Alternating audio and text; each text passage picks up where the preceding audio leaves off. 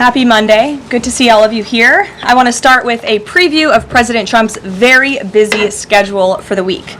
Later this afternoon, the president will be making a major announcement focused on the childhood autism epidemic, alongside his top health advisors who are working to make America healthy again. This will be a powerful display of how the entire Trump administration is committed to addressing root causes of chronic conditions and diseases, embracing full transparency in government, and championing gold standard science. Tonight, the president will depart to New York City ahead of the 80th session of the United Nations General Assembly. He will be joined in New York City by the First Lady. Tomorrow morning, President Trump will deliver a major speech touting the renewal of American strength around the world, his historic accomplishments in just 8 months, including the ending of 7 global wars and conflicts.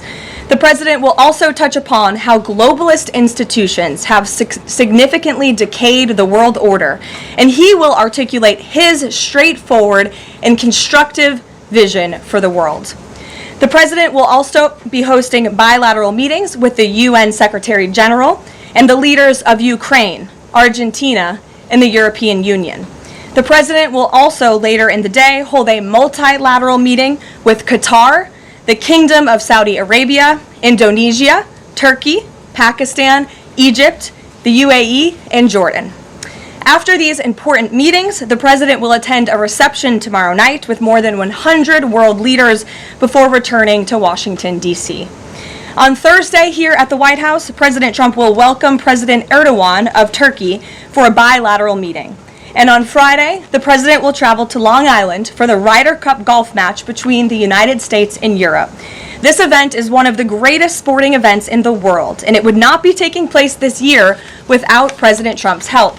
President Trump signed an executive order last week preventing a strike that would have crippled the New York City area ahead of the tournament, and at the request of the 5 labor unions who all represent workers on the Long Island Railroad. One of the greatest golfers in the world, Bryson DeChambeau, praised the president's critical intervention, saying, quote, "When the possibility of a strike threatened to disrupt transportation and attendance, President Trump stepped up and took the action needed to protect this world-class competition." Thanks to President Trump's decisive leadership, the Ryder Cup experience will be everything fans and the golf community deserve. Again, that's a quote from the great golfer Bryson DeChambeau. Now let's all hope the American Ryder Cup team can take home the trophy. In other news, positive economic data continues to pour in. Brand new polling shows that Americans' faith in the economy and the direction of the nation is back on track and shooting even higher. Home ownership is more affordable, with mortgage rates dropping to a 3-year low. For new home buyers, this represents a $250 decline in your monthly mortgage payment, or nearly $3,000 a year. And President Trump has made it very clear he wants to continue to see mortgage rates decline to a record low, just like they did in his first term. Thanks to President Trump's unleashing energy dominance, gas prices are dropping, and Americans are spending the smallest share of their disposable income on gasoline since 2005. Additionally, the annual cost to own and operate a new vehicle is down by nearly 6% over the last year. Americans are earning more and they are spending more than ever before. After inflation outpaced for 26 straight months under Joe Biden, real wages have increased nearly every month since President Trump took office, with wages for blue-collar workers rising at the fastest rate in 6 decades. Retail sales are also booming, up 5% over last year. And the stock market is booming, and Americans' retirement accounts continue to do well, with the Dow, S&P 500, and NASDAQ all hitting new record highs. In fact, the S&P 500 is up nearly 15%, and the NASDAQ is up more than 21% since Election Day. As part of President Trump's mission to restore America as the manufacturing superpower of the world, he has secured nearly $9 trillion in U.S. investment, nearly 9 times more than Biden attracted in his entire 4-year term, and we expect that number to be upwards of $15 trillion very soon. We're already seeing the initial economic benefits of these investments, with industrial production recently rising to an all-time high. President Trump built the greatest economy in the history of the world in his first term, and we are witnessing him do it all over again. Now, before I open it up to questions, I do want to speak on the heinous political assassination of Charlie Kirk. As President Trump powerfully stated yesterday, this assassination was an attack on everything that makes the United States of America the greatest country on earth. But that attack has completely failed. The heartwarming response from the overwhelming majority of the American people over the past 2 weeks is all of the proof that you need. The assassin who took Charlie's life can destroy flesh and blood, but he can never destroy the values that Charlie stood for. All across the country, millions of Americans have prayed, hosted vigils, attended church services, became politically engaged for the first time, and honored the legacy of Charlie and the ideals he died speaking for. The beautiful memorial service attended by President Trump and 100,000 great Americans in State Farm Stadium yesterday was just the latest example. And Erica Kirk's mercy was one of the greatest acts of grace this world has ever seen. May God continue to watch over Erica and their beautiful children. Unfortunately, there have been some jarring exceptions to this unity. This past Friday, 58 House Democrats voted no, and 38 voted present on a resolution that simply stated, condemning in the strongest possible terms the assassination of Charles James Kirk and all forms of political violence. There were no strings attached to this vote. This was a simple gesture of human decency to denounce political violence. I wish I could say that this was only a fringe group, but 96 votes is nearly half of the entire House Democrat caucus. And they didn't just vote against this basic resolution condemning political violence. A number of those same Democrats took to the House floor to smear Charlie Kirk's name. The man wasn't even buried yet, and Democrat members of Congress were denigrating his memory on the floor of the House of Representatives. This was truly a sad moment and a clear reflection of how radical the Democrat Party has become. Many Democrats in elective office have now been totally captured by a radical fringe of the far-left base who want to dehumanize every person they disagree with. We must continue to call this wickedness out. It's the only way that our nation can heal. For too long, past leaders have offered platitudes while political violence has been allowed to fester and harm innocent Americans. There has been coordinated campaigns dating back years, spearheaded by radical left-wing organizations centered on dehumanizing, intimidating, doxing, and even attacking Americans whom they disagree with. These groups have radicalized impressionable individuals to foment violence. An attempted transgender assassin traveled to Justice Brett Kavanaugh's family home with plans to end his life. An attempted assassin came within an inch of ending President Trump's life in Butler, Pennsylvania, and on the campaign trail, another attempted assassin tried to kill the president at his golf club in Florida. A left-wing assassin shot United Healthcare CEO Brian Thompson right in the back in the heart of New York City.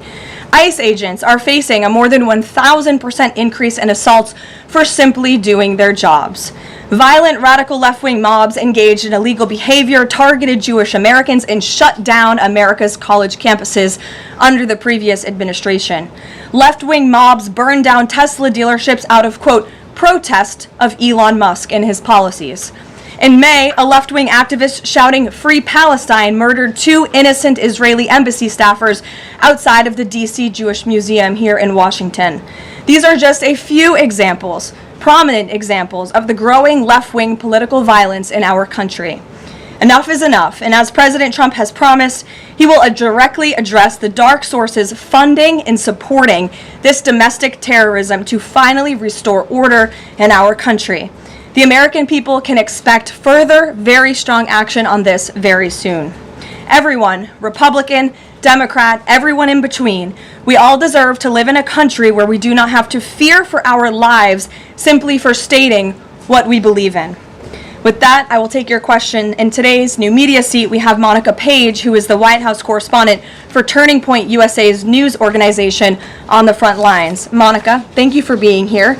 We're so sorry for the loss of Charlie. I know you work for him, you were very close to him, and we appreciate your being in the new media seat and also your commitment to covering the White House. You are here every day, just like the rest of everyone in this room, so why don't you kick us off today? Thank you so much, Caroline. I don't think you realize how much it means to me to be here in this seat, especially on behalf of Turning Point USA and Frontlines. We greatly appreciate it.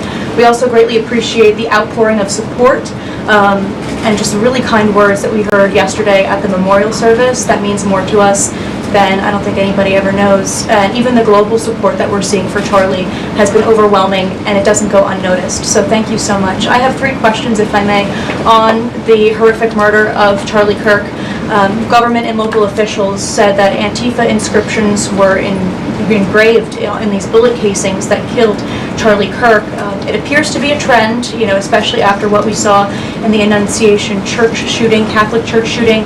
Additionally, Stephen Miller recently commented on the rise in this kind of violence, saying there is a domestic terrorist movement growing in this country. The president is designating Antifa as a domestic terrorist organization. I'm wondering, what is the approach to holding these people accountable, just to ensure that violence like this just is eradicated moving forward? Sure. Well, Antifa is going to be designated a domestic terrorist organization. The president intends to sign that executive order very soon as it's drafted, as soon as today, later this afternoon. And this is something the president campaigned on, because we have seen a rise in violence perpetuated by Antifa radical people across this country who subscribe to this group. And unfortunately, it's gone widely uncovered by many in the legacy media. It also went completely ignored by the previous administration. Not anymore. Not only, as you mentioned, were the bullet casings subscribed with Antifa mottos, if you will, in the heinous assassination of Charlie, but there have also been more examples than I could read off for you here in this briefing room today of violence from Antifa. I will just read a few. In July 2025, several members of an Antifa cell ambushed and opened fire on officers at an ICE facility in Alvarado, Texas, shooting one officer in the neck. Also in July 2025, 3 Antifa members were charged with assaulting a police officer during a violent riot outside an ICE facility in Portland, which for weeks prior had been under siege from the local Antifa terror cell. In February 2024, a transgender Antifa terrorist detonated an explosive device outside of the office of the Republican Attorney General of Alabama. In July 2023, Antifa members linked to abortionist group Jane's Revenge firebombed pro-life facilities and vandalized churches. In January 2022, a suspected Antifa member was arrested for bringing a pipe bomb to a pro-Trump event. In January 2021, an Antifa supporter threatened to shoot police officers and Trump supporters outside of the Florida State Capitol building. Again, I could continue to list many more examples for those in the room who don't believe this is a serious threat to American safety and our national security, but this administration knows that it is. That's why the president will be signing this order. And we will also be, most importantly, looking at who is funding Antifa and who is funding these other violent left-wing groups that we've seen perpetuate so much crime and mayhem across our country. Thank you. And Charlie Kirk died exercising his First Amendment right, willingly debating, conversing with everybody and anybody. That was what he did.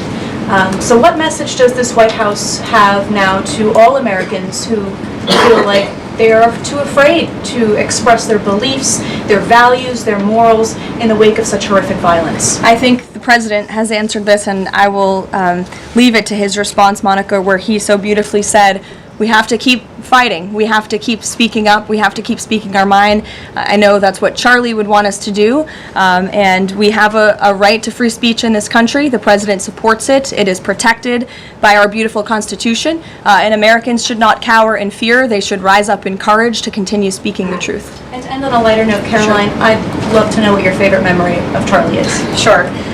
Charlie was a great guy, and he was, of course, a very influential person in the conservative movement, in the MAGA movement. He was so helpful to the president during the campaign and to all of us who worked on that campaign, that historic campaign.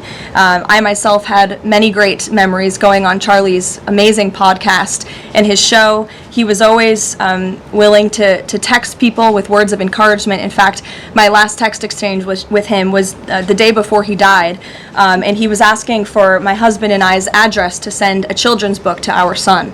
And I think that just speaks to the type of person that he was. And I know so many of us here at the White House are going to miss him very much. Thank you, Carol. Thank you. Gabe. Caroline, thank you. Regarding the autism announcement, Sure. Why now? Does the administration have new data that hasn't been published previously showing a possible link between acetaminophen and autism? I know there's been many reports about what this announcement at 4 o'clock will be, Gabe. The president is very excited about this, so I don't want to scoop the president of the United States and our Secretary of Health and Human Services, but what I can assure you is that Robert F. Kennedy and the incredible health team that this president has put together are really viewing things in a much different lens. And they are paying attention to studies and the gold standard of science and research that many in this city for far too long have turned a blind eye to. So I think Americans are going to be enlightened and proud of what they hear later this afternoon, but I won't get ahead of the president on exactly what that announcement entails. On a different topic, going back to the president's social media post from over the weekend, regarding the DOJ and his seeming frustration that they hadn't taken action quickly enough.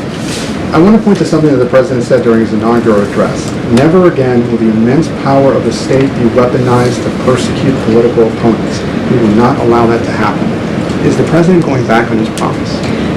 No. In fact, the president is fulfilling his promise to restore a Department of Justice that demands accountability. And it is not weaponizing the Department of Justice to demand accountability for those who weaponized the Department of Justice. And nobody knows what that looks like more than President Trump. We are not going to tolerate gaslighting from anyone in the media or from anyone on the other side who is trying to say that it's the president who is weaponizing the DOJ. It was Joe Biden and his attorney general who weaponized the DOJ. Joe Biden used this sacred American institution to go after his political opponent in the middle of an election year. And you look at people like Adam Schiff and like James Comey and like Letitia James, who the president is rightfully frustrated. He wants accountability for these corrupt fraudsters who abused their power, who abused their oath of office to target the former president and then candidate for the highest office in the land. And I think the president is reaffirmed in those frustrations and his hope for accountability by the millions and millions of people who reelected him to this office with a mandate to demand accountability. And the president has not been shy about this, Gabe. In fact, when he traveled to the Department of Justice earlier this year, all of you were there to cover it. He said, quote, "I demand a full and complete accountability for wrongs and abuses that have occurred. The American people gave a mandate to investigate and root the corruption out of our system," and that's what the president wants to see done. Caroline. Ed. On the autism issue again, there are reams of scientific research that suggests there's no clear link between autism and acetaminophen usage. You're suggesting today they may have new information on this. A lot of it, and this entire debate, has the potential to confuse women, especially pregnant women, about what to do. What do you say to those that say what you're doing today potentially just introduces more confusion into the debate? I think women for many years, in fact for decades, Ed, have been confused by the rapid increase in autism in this country, in the childhood epidemic, that is chronic epidemic, disease epidemic that is plaguing America's youth. Women are confused about that and they want answers to that. And that's exactly what this administration is focused on finding. And before you jump to conclusions based on reports that the White House has not even confirmed, I would encourage everyone in this room to go into the 4 o'clock announcement with some critical thinking skills and with some open ears to actually listen to what the president and his team of outsiders have to say about this. And there will be a number of things that will be announced and discussed. And I think, I know as a mother myself, I speak, I believe, for many mothers across the country who really want answers to what is happening to our nation's children. So again, I won't get ahead of the president, but I think everyone in this room needs to tone down the judgment before you even hear what people are going to say. Sure. Thanks, Caroline. So too on the Homan investigation, I mean, can you just speak to, did the president ask the Justice Department to close the case, and does Homan have to return the $50,000? Well, Mr. Homan never took the $50,000 that you're referring to, so you should get your facts straight, number one. Number two, this was another example of the weaponization of the Biden Department of Justice against one of President Trump's strongest and most vocal supporters in the midst of a presidential campaign. You had FBI agents going undercover to try and entrap one of the president's top allies and supporters, someone who they knew very well would be taking a government position months later. Mr. Homan did absolutely nothing wrong, and even the president's Department of Justice, even Kash Patel's FBI, looked into this just to make sure. They had a number of different prosecutors and FBI agents who looked into this. They found zero evidence of illegal activity or criminal wrongdoing. In the White House and the president stand by Tom Homan 100% because he did absolutely nothing wrong, and he is a brave public servant who has done a phenomenal job in helping the president shut down the border. Mary. Thanks, Caroline. I have two questions on far-left violence. Sure. The first one, the president said yesterday that the bullet hit Charlie, but it was aimed at every one of us. Do you and your colleagues have a heightened sense of fear following this shooting and this far-left violence we're seeing across the country? I certainly think there's a heightened sense of awareness by conservatives across the country, by all of us here at the White House. Again, as I said to Monica, many of us were personal friends with Charlie and had involvement with Turning Point before we came and served our government in this way. So certainly it's a very shocking incident, and I think, it's very unfortunate that those of us who work in this movement have to think about violence just for speaking our minds and for supporting President Trump. And as a follow-up on that, I asked the president last night on Air Force One about this pattern of transgender violence we're seeing. Charlie's killer lived with his boyfriend who identifies as transgender, and then we had the Annunciation shooting, the Covenant shooting, all of these incidents. The president said that we're looking into transgender violence. Does that mean the FBI is looking into it? And can you give any more clarity on how the administration is viewing this uptick in specifically transgender violence? It's definitely something worth looking into, and I think anyone who denies that at this point is being willfully ignorant. And the administration is taking it seriously, all causes of violence, and why these people would be driven to such evil and such hatred. And there's probably many answers to that question, but the administration is really focused on all of them. For individual investigations and cases, of course, the FBI and the Department of Justice are leading those. But as for this overall violence and domestic terrorism that we're seeing, the White House and the president's policy team will be leading the charge, and that really begins with designating Antifa as a domestic terrorist organization. And I can assure you there will be additional actions to come. Sure, in the pink. Thanks, Caroline. Liz Landers with PBS NewsHour. I just wanted to follow up quickly on something that the president had said yesterday. So we heard from Erica Kirk. She said she forgives the man who shot and killed her husband. And then right after that, we heard from the president who said, I hate my opponent and I don't want the best for them. How does that square with bringing down the temperature of political violence in this country? And then, if I could, I had a follow-up on Venezuela, too. Look, the president is authentically himself. I think that's why millions of Americans across the country love him and support him, including Erica Kirk, who you saw so beautifully was on stage with the president in an unthinkable moment, in the midst of an unthinkable tragedy, and was leaning on the president for support during that time. And he was there to give it to her, as well as the vice president and many other top-ranking cabinet officials. Kayla. Thanks, Caroline. On TikTok, the deal. How much is the deal? And if you can't give an exact number to how much the deal is, when can we expect to learn how much the deal is being valued at? And then separately, who are the members involved in the deal? Like, can you share any more details there? So I don't have a specific number for you, nor am I going to confirm the specific individuals and entities in the deal, Kayla, but I do have several details I'm happy to run through for all of you, and the president will be signing the deal, the official deal, later this week at some point. Under the terms of this deal, TikTok will be owned by a majority of American investors and controlled by a board of directors with extensive national security and cybersecurity credentials. In partnership with the U.S. government, Oracle will serve as TikTok's trusted security provider, and they will independently monitor the safety and data security of all U.S. user data on TikTok's platform. Americans' data will be stored securely in the United States without access from China. All U.S. user data will be stored on servers operated by Oracle in the United States, protected from surveillance or interference by foreign adversaries. And the algorithm, I know this is a question many of you have had, will be secured, retrained, and operated in the United States outside of ByteDance's control.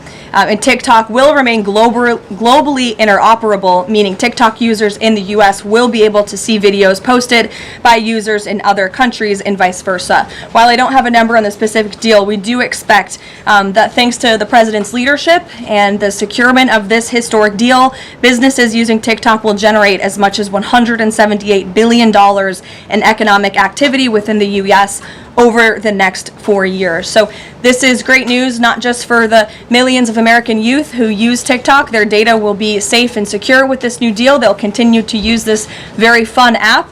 But it's also great news for all of the small business owners who have really been able to make a living off of the use of TikTok as well. And if I could just get one more as it relates to China, on crop prices with farmers, as there's still no official trade deal with China, farmers are getting a little bit antsy navigating, prices being weak and not strong. How is the administration, thinking about farmers right now? Is there anything we can expect to see from the administration on,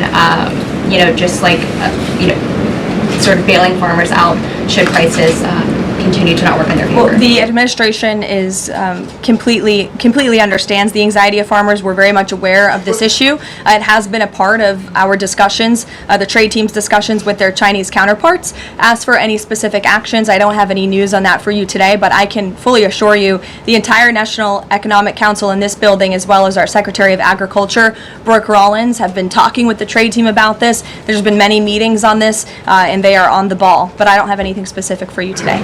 Sure, Selena. Thanks, Caroline. But the case against Letitia James was extensively investigated for 5 months, and President Trump's handpicked Attorney General Eric Siebert could not find any evidence that he committed a crime. So is the president saying here it doesn't matter if there's a crime, he just wants his political enemies to be charged? Well, let me just walk you through Letitia James. Letitia James completely abused her oath of office. Letitia James was actively and openly engaged in lawfare. You talk about weaponizing the Department of Justice. What was Letitia James's campaign slogan?